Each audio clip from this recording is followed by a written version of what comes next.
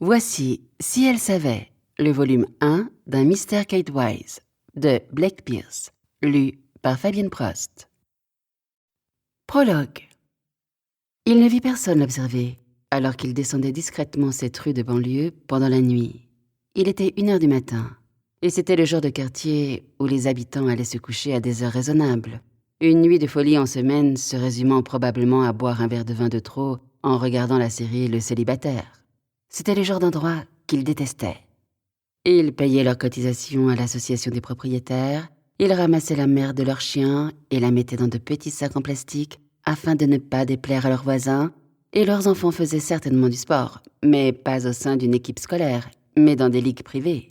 Le monde leur appartenait, et ils se sentaient en sécurité.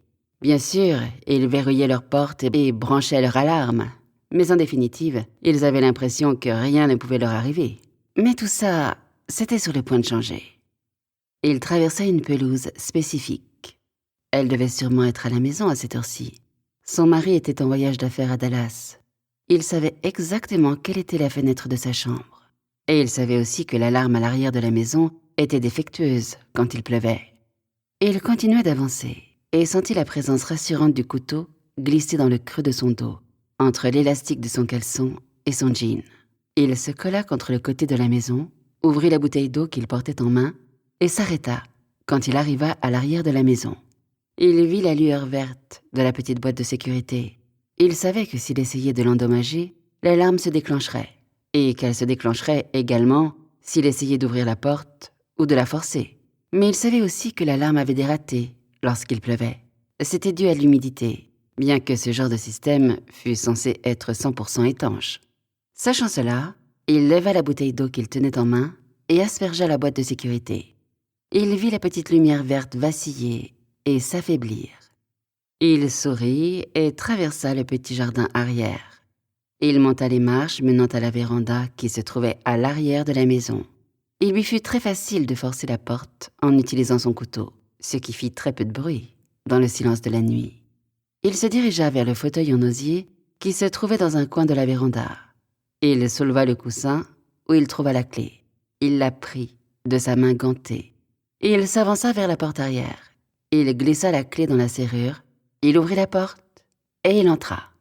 Une petite lampe était allumée dans l'étroit couloir qui menait à la cuisine. Il traversa ce couloir jusqu'à un escalier qu'il se mit à monter. La nervosité lui retournait l'estomac.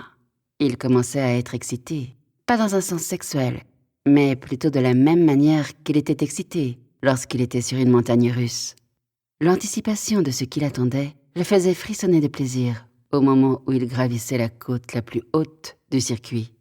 Il serra fermement le couteau qu'il tenait toujours en main depuis qu'il l'avait utilisé pour ouvrir la porte arrière. En haut des escaliers, il prit un instant pour apprécier l'excitation du moment. Il respira la propreté ambiante de cette maison de bourgeois de banlieue et ça lui donna envie de vomir. C'était trop familier, trop détaché. Il détestait ça. Le couteau en main, il s'avança vers la chambre à coucher qui se trouvait au bout du couloir. Elle était là, couchée sur le lit. Elle dormait sur le côté, avec les genoux légèrement repliés. Elle portait un t-shirt et un short de sport. Rien de très exceptionnel, vu que son mari était absent. Il s'approcha du lit et la regarda dormir pendant un instant. Il se mit à penser à la fragilité de la vie. Il leva ensuite son couteau et l'abattit sur elle de manière presque nonchalante, comme s'il donnait un coup de pinceau ou chassait une mouche. Elle hurla, mais seulement pendant un court instant, avant qu'il ne donne un autre coup de couteau, et encore un autre. Chapitre 1.